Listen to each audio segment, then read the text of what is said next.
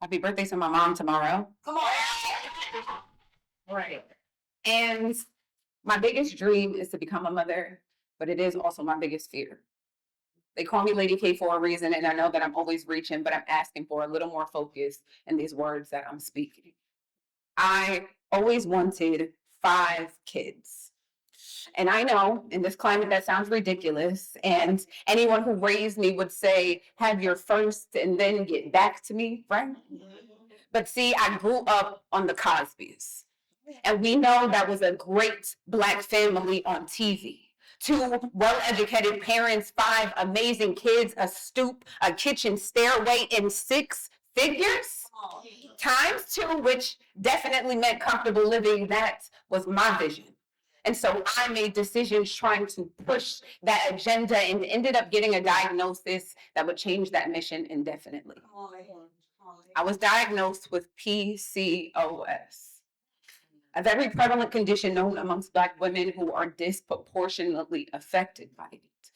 But no, I will not stand up here and play Dr. Huxtable, throw in a whole bunch of medical jargon and make this poem even more uncomfortable. But I do want y'all to know my stomach dropped when I heard the word infertility. Come on. And granted, the doctor did say it was only a possibility, but the child in me cried. Yeah. Realizing I may never carry a child in me, I felt empty. I kept thinking I may never bring life into this world when that was my dream since I was a little girl. What do you want to be when you grow up? A mother? You know, the greatest superhero there is, with 5 amazing kids, a stoop, a kitchen stairway, and 6 figures. Times 2, which definitely meant comfortable living. That was my vision. Yeah. But now I'm standing here sharing a diagnosis. And to be real with y'all, I don't too often share this diagnosis aloud. And I do realize I'm now sharing it in front of a crowd, but instead of swallowing the problem, it was decided to let it out. I almost allowed this dark cloud of uncertainty to have me questioning my eternity or on my legacy as if my life wasn't gifted to me. And it's absurd to think that if motherhood was meant for me, that it wouldn't come with certainty. I'm a child of God, and I'm no longer currently seeking the life I used to dream, because 10 years ago versus now, I am so much further than I could have ever seen. And plus, God made me a rich auntie of 5. Okay, so don't feel bad for me. I am blessed, no climax, end of story.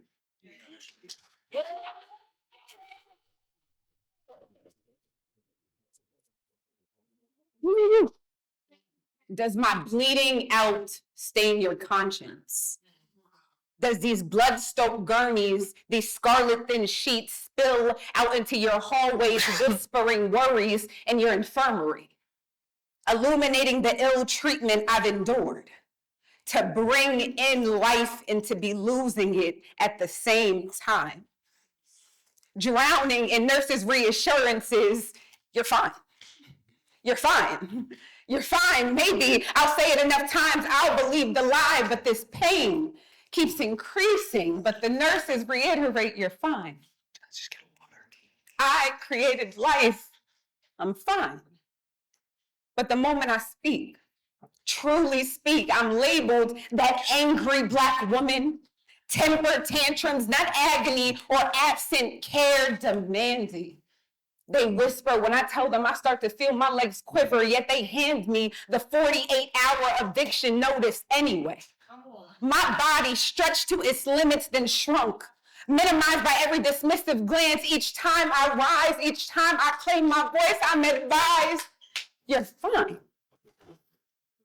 I'm fine.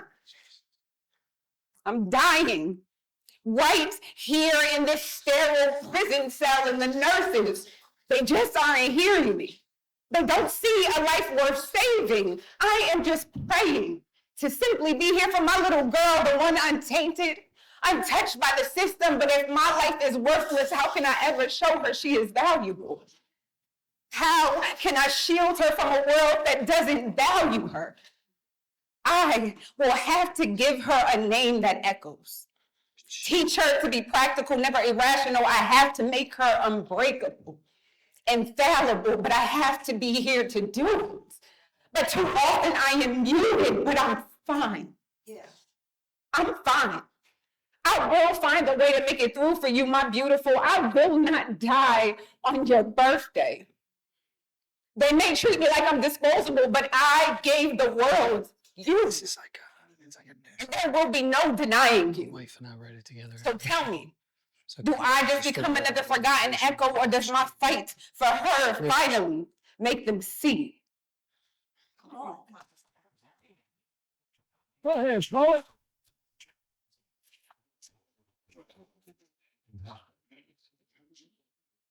I was once asked, what are you afraid of? I'm just afraid to raise a black boy. Yeah. Why?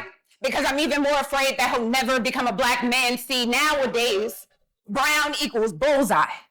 And now's the day where society doesn't want him to make it. And I'll be so proud if he could dribble a ball or he could drop 16 bars easy, but educated young black men are becoming endangered species. And it's not because our young black men don't care. It's because they live in a society where their skin is too dark to be treated fair, and where making it home at night becomes rare. That's why my future son is in my present prayers. And this will get worse at night. When his skin starts to blend into the sunset as it fades, I just want my child to make it home at night.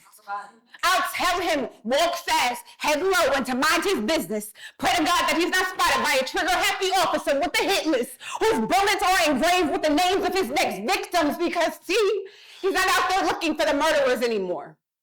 Because he wouldn't be able to tell the difference between one and the one that stares back at him in the morning. To this uniformed murderer, my son is just another lookalike.